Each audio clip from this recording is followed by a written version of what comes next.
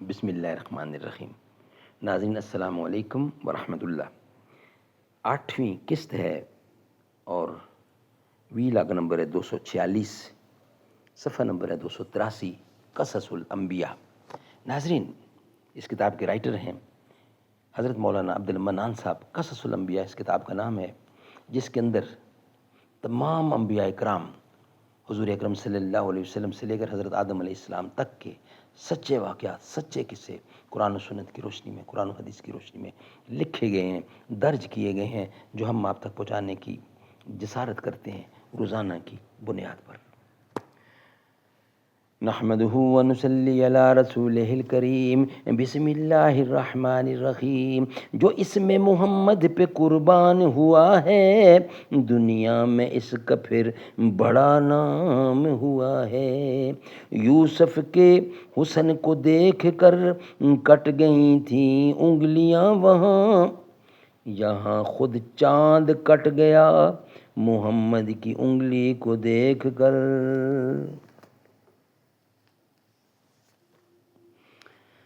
بحسب خواہش اللہ تعالیٰ نے ان کی دہنی یعنی رائٹ ہتھیلی پر ایک نشان اس گناہ کا جو مذکورہ ہے رکھ دیا۔ پھر حضرت داؤد علیہ السلام ہمیشہ اس پر نگاہ رکھتے تھے اور اپنی خطائے ماضی کو نہ بھولتے تھے، اور بار بار استغفار پڑھتے رہتے تھے، اور ممبر پر چڑھ کر خطبہ پڑھتے اور ہاتھ کو جس پر وہ گناہ کا نشان تھا سب کو دکھاتے تھے، اور خود اس کو دیکھ کر بہت افسوس کیا کرتے تھے، اور کبھی کبھی زار و قطار روتے بھی تھے۔ اسی وجہ سے خدا کے دربار میں حضرت داؤد علیہ السلام کی توبہ قبول ہوئی، اور کبھی عدل و انصاف کے تخت پر بیٹھے تھے۔ ایک روایت میں یوں آیا ہے کہ ایک دن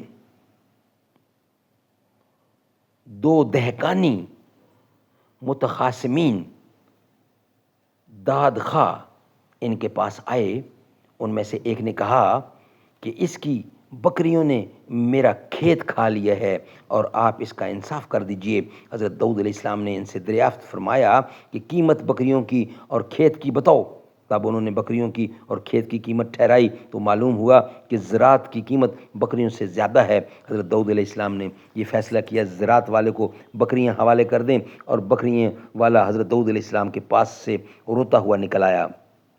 اور اس وقت حضرت داؤد علیہ السلام کے بیٹے حضرت سلیمان علیہ السلام کی عمر صرف 7 برس کی تھی۔ وہ اپنے دروازے پر بیٹھے تھے۔ اس شخص کو روتے دیکھا تو انہوں نے اس شخص سے دریافت کیا کہ بھائی تم کیوں روتے ہو؟ اس نے جواب دیا کہ بھائی حضرت داؤد نے انصاف کر کے میری کل بکریاں کھیت والے کو دے دی ہیں۔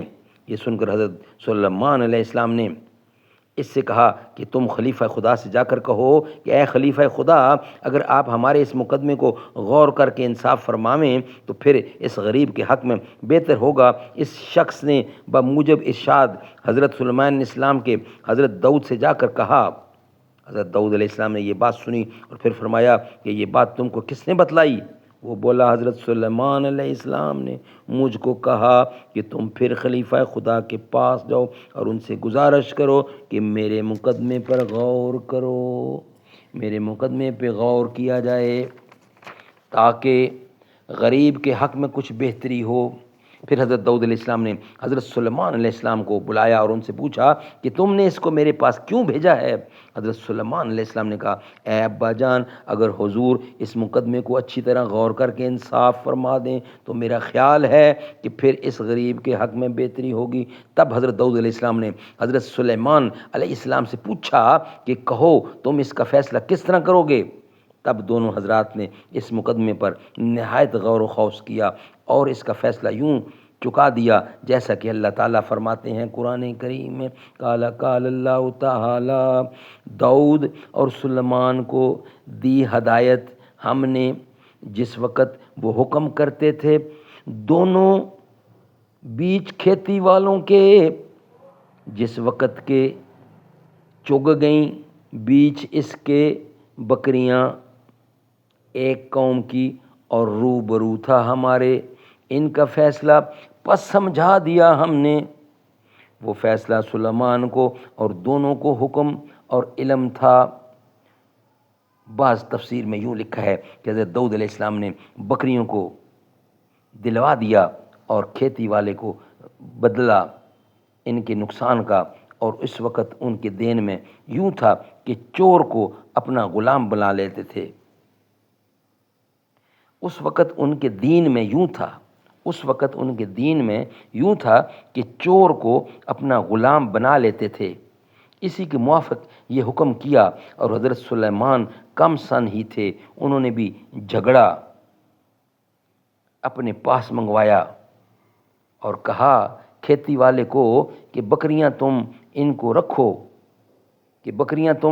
کی رکھو اور ان کا دودھ پیو اور کھیتی کو پانی دیا کرو۔ اے بکریاں والے، جب کھیتی جیسی تھی ویسی ہو جائے تب ان کی بکریاں واپس کر دیجیو اور اپنی کھیتی کو اپنے قبضے میں کر لینا تاکہ دونوں کو کوئی نقصان نہ ہو۔